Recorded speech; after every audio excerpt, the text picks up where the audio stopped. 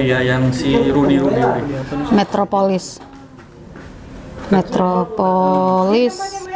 Oh, Elmi. Sekarang uang ya? Oke, thank you. Terus masalah atensi. Hai pembaca setia Batam Post, jumpa lagi bersama saya Cahaya Simanjuntak dalam program Hot News edisi Selasa 25 Juli 2023. Nah, kira-kira di meja redaksi kali ini berita yang udah dipersiapkan untuk besok apa ya? Bersama saya sudah ada Asisten Koordinator Liputan Fiska Juanda. Hai Ju. Hai Kaca. Bersama saya juga sudah ada Wakil Pimpinan Redaksi Bang Yusuf Hidayat. Halo Bang Ucup. Ya, kita mulai membahas nih. Ada berapa jumlah berita yang masuk dan apa yang paling happening banget Ju? Karena kemarin itu ada berita tentang jalanan di Batam itu mulai tidak aman. Itu seperti apa sih Ju? Tolong pencerahannya. Bentar Kaca. Oke. Nah, Kaca yang sudah masuk nih ke email redaksi. Bentar ya Kaca. Sorry. Ada sekitar 26 berita yang sudah masuk nih. Oke, lumayan banyak ya. Dan kemungkinan ini akan terus bertambah nih Kaca. Jumlahnya kena nih masih menunjukkan jam 5 ya. Jam 5 kurang. Oke. Jam 5 kurang 4 masih akan bertambah jumlah berita. Namun yang sudah masuk itu salah satunya tadi yang Kaca bilang soal mulai tak amannya jalanan di Batam. Iya. Nah, ini Polda Kepri sudah mulai katanya sudah mau bergerak nantinya. Mereka akan mengamankan jalanan Batam karena kan kemarin kan sempat kita beritakan di halaman depannya Metropolis soal ada turis yang dijamret. Nah, selain ada turis juga ada pasangan muda-mudi yang diinikan oleh geng motor. Nah, ini kan akan menjadi atensinya si kepolisian untuk bertindak. Nah, selain berita itu juga ada soal ini ada liputan khusus Batam Post yang sudah di-create dalam 1 minggu ini soal PPDB. Yang dimana ada sekolah akan ada sekolah online untuk yang tidak tertampung di offline. Itu Lipsusnya Batam Post esok hari. Lalu juga ada itu angin segar ya. Lipsus ini angin segar. Lipsus ini mengkaji soal sekolah offline ini baikkah untuk murid-murid siswa-siswa ini ke depannya, karena ada wacana 2 tahun. Mungkin nanti Bang Yusuf bisa menjelaskan.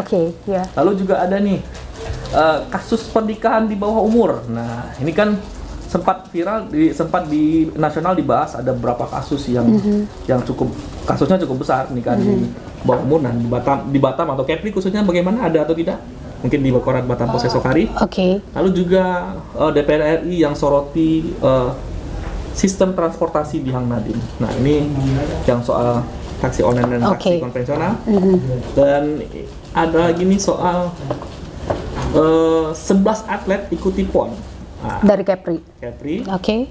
Dan juga dari dari pasar ada harga telur yang kembali naik. Sekian lama sempat turun, naik lagi. Ini dia. Nah, ini berita-berita ini masih banyak lagi nih Kak Cahaya, berita-berita yang akan yang masuk. Tapi kan pembagian ini halaman satunya mana, metro mana? Itu ke Bang Ucup ya. Bang Yusuf yang punya wewenang nih. Ini Bang Yusuf yang mana ini? Tanya Bang Yusuf. Tapi saya tertarik mengenai highlight kejahatan jalanan itu, apalagi kasus ini TKP-nya itu di kawasan Baloi antara pusat perbelanjaan BCS dengan Grand Batam Mall. Dan itu kerap terjadi dari dulu sampai sekarang. Kira-kira teman kita di lapangan ada wawancara Kapolsek Lubuk Baja sebagai yang punya kuasa untuk wilayah itu? Juga ada Kapolresta sama dari Polda Kepri. Polresta Barelang sama Polda Kepri bereaksi atas hal ini gitu. Polda Kepri sudah menyatakan akan menindak tegas dan meminta seluruh jajarannya melakukan patroli. Tindakan tegas seperti apa, Ju? Tembak di tempat? Baca di Batam. Di Batam.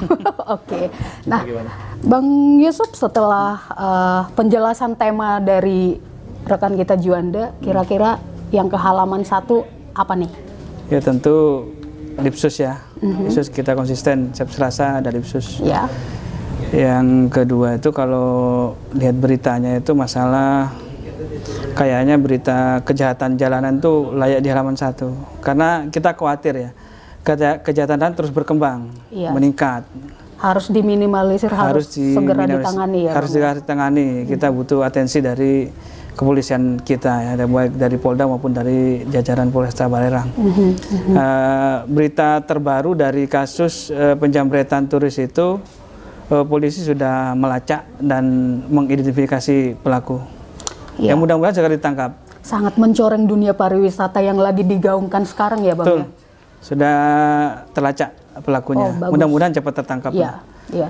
Langsung dipampang di kepolisian, diliput sama rekan reporter, biar kita tahu. Ya, mudah-mudahan hukumannya berat gitu kan. Ya. Juga aksi jalanan geng motor di waktu yang sama dengan kemarin tuh terjadi di Simpang Kabil. Pasangan muda-mudi pulang kerja dihajar. Itu kan apa artinya? Ini kriminal jalanan udah lama gak terjadi di Batam, ini muncul lagi. Ini kita khawatir ya. Ini harus jadi atensi utama kepolisian, jangan sampai berkembang. Jangan sampai Batam rawan lagi seperti tahun-tahun sebelumnya. Betul, ya, karena Batam sekarang kan sudah mulai bangkit pariwisatanya, sudah banyak tamu lah, banyak wisatawan yang ke Batam.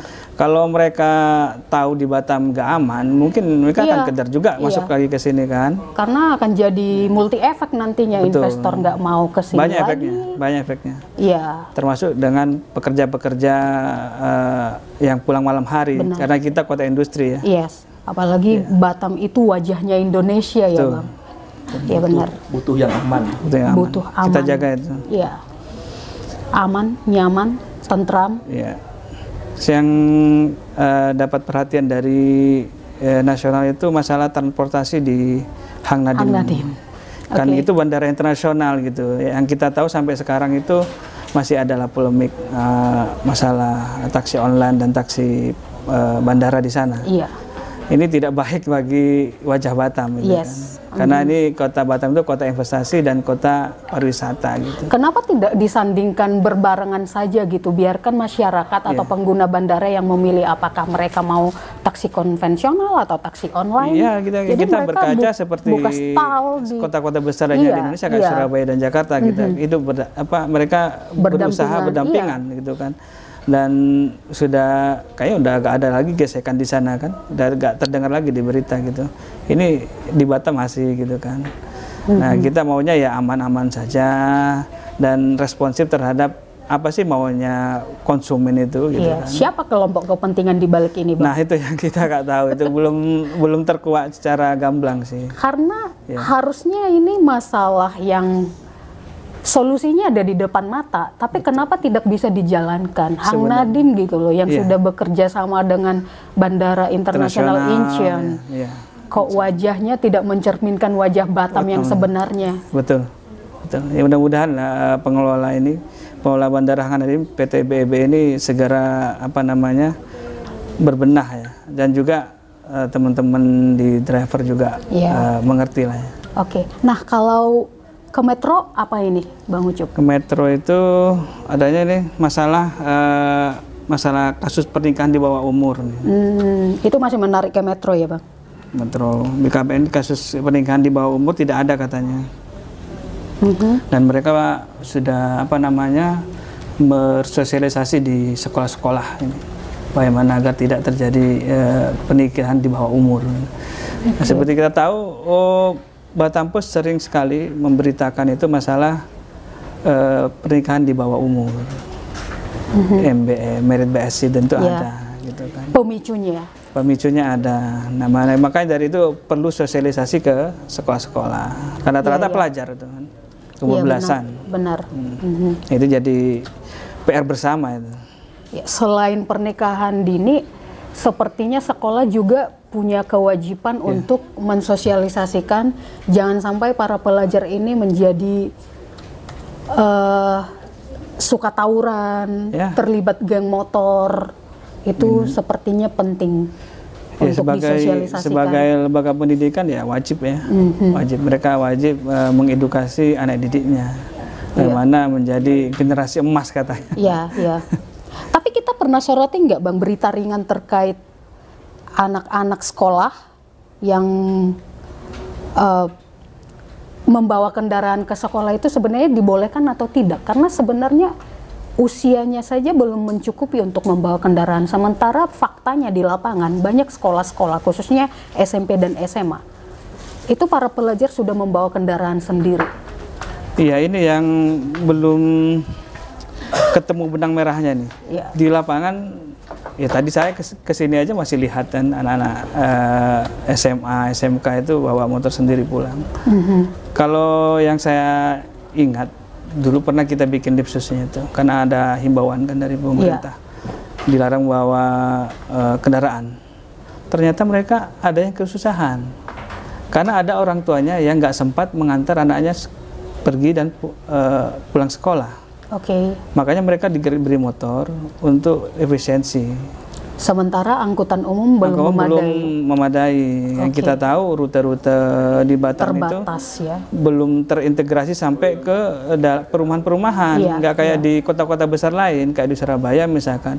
Itu udah sampai ke perumahan, jadi enak mereka terintegrasi. Kalau sini kan terputus. Kalau naik taksi biayanya mahal. Jadi bagaimana tuh anak usia di bawah umur sudah membawa kendaraan di bawah umur 17-an. Simalakama. Kalau melarang, terus solusinya apa? Gitu kan. Apakah sekolah mampu mengadakan misalkan bus sekolah, angkutan sekolah seperti kota-kota besar gitu kan? Itu lebih baik menurut saya kalau tiap sekolah di Batam itu punya armada bus yang melayani anak didiknya untuk itu. Selain itu apa tema yang menarik ke Metro juga, Bang? Ke Metro tadi masuk ke tentang apa aja? Yang masalah harga telur juga naik lagi nih. Iya, melambung tinggi lagi ya. Iya, ini kita nggak ngerti ini sejak Lebaran Idul Adha. Itu naik tinggi, sampai sekarang pun naik turun, turunnya pun nggak signifikan, tapi di atas 5-6 kalau nggak salah itu. Tinggi, masuk tinggi. Jadi itu dulu sementara itu dulu. Ini ya. Terima kasih waktunya Bang Ucup. Sama-sama aja. Demikian untuk berita edisi 25 Juli 2023 besok. Silakan lihat berita-berita selanjutnya di kanal batampos.co.id. Pembaca setia Batam Pos bisa juga membaca berita-berita bisnis di kolom ekonomi bisnis dan juga berita seputar Kepri di kolom Pro Kepri. Cerdas memilih informasi akurat bersama Batam Pos. Salam redaksi.